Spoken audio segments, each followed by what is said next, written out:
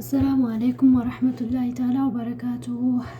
كبجمتوتا وجالتمتوتا دعوتوتا كيا أكم جرتن نجا جرتني بقى جراتن. الحمد لله رب العالمين. ربي يروكنا نجيف قال قدانا تو. فيديو براتين سنتدي بيه إن شاء الله إن نستقشير يوكا ماسكي فولا كينيتي ماسكي تكلي اسمه فيدا من درا مال قلوك أمنا akka maaskii yookaan wanni nuyi fuulatti dibannu suni faayidaa nuuf argatu dafee akka faayidaa isaa irraa argannu maal godhuu qabna dura gogaa keenya gogaa kan du'eeru yookaan dirqama nurraa deemuu qabu san ofirraa gadhiisuu qabna eega qulqulleessineen booda achi booda maaskii garaagaraa waan xabi'ii faayidaa of keessaa qaban mana keenya keessa fayyadamnu itti fayyadamna jechuudha. Takshiira kana fayyadamuudhaaf maal nu barbaachisa kinoo akkuma agartanitti isinitti mul'atee yaada sukkaara jechuudha. Sukkaara adii sukkaara kanuma shaayitti dhugnu jechuudha. Lammaffaan niskaafee yookaan buna ani ammaaf buna waan hin arganneef niskaafee fayyadamaa jechuudha. Niskaafee yookaan bunni tokkuma inni urgii qaba. Urgiin isaa gaariidha. Loon yookaan karana qalama fuula keenyaa fi qaama keenya nu sirreessa jechuudha. Wanni kun fuula bichaa osoo hin taane qaama guutuu fayyadamuu dandeenya. Rakkoota akkan qabu hedduu gaariidha. Akkasanii sadaffaan dhugoodha jechuudha. Dhugoo yookaan xuuxoo akkuma agartanitti. Afuraffaan immoo zayita zayituuna jechuudha. Zayita zayituun akkamitti fayyadamna? Okay. Akkamitti fayyadamna sukkaara irraa fal'aana shaayii tokko jechuudha. Akkana wanni qullaa keessatti neqannaa jechaadha. Kanatti aansee niskaafee fal'aana shaayii tokko isin mul'atee yaada. Akkanatti dhugoo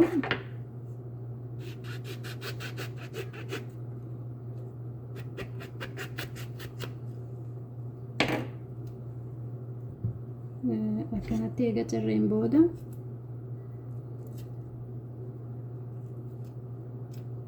harka keenya fuula keenya miila qaama guutuu bakka gugurraacha ta'e sukkaar faayidaan isaa hedduu gaariidha.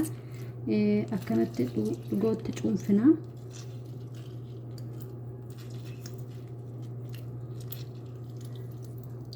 Akkanatti itti cuunfina.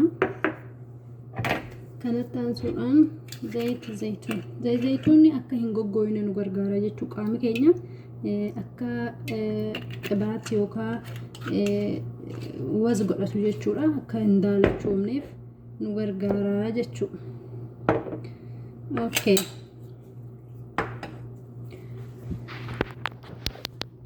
Akka agartan isinitti mul'atee yaada.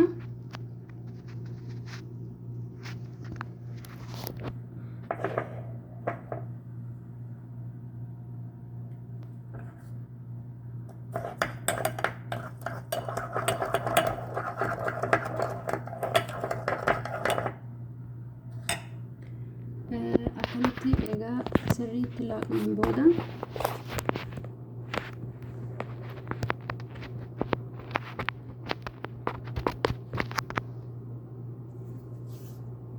amma akkam goona fuula keenyas haa ta'u harka keenyas haa ta'u akkanatti suutaan haala salphaa ta'een jechuudha. Akkuma agartan kanatti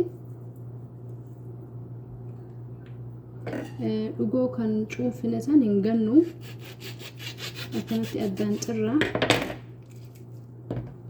kanatti agartanii harka keenyarra waan gugurraacha'ee waan adda addaa nurraa gadhisiisa jechuudha. Yeroo hunda yoo fayyadamne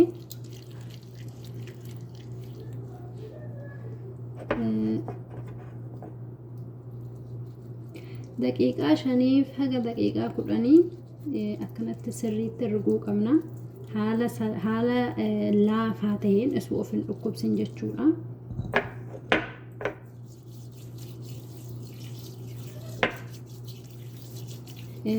qaama keenya guutuu yeroo qaama dhiqannu akkanatti fidannee sirriitti yoo itti shukkumne qaama keenyatti riganne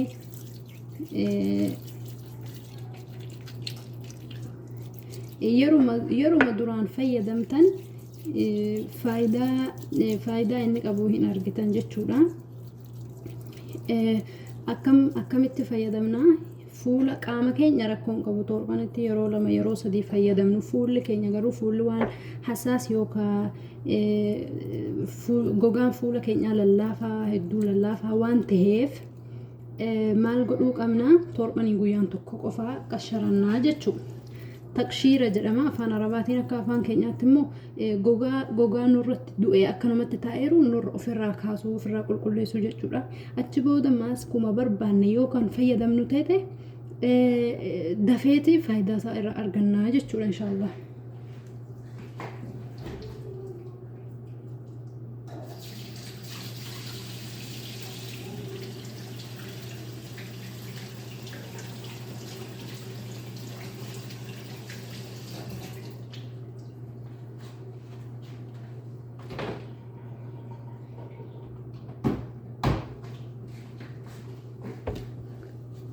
Bishaan yeroo dhiqannu bishaan ho'aa taheen xiqqoo takka isuu nama hin gubiin jechuudha. Bishaan daafii taheen ofirraa dhiqna. Akkasatti yeroo dhuma tokkoon wallaahi hedduu gaariidha.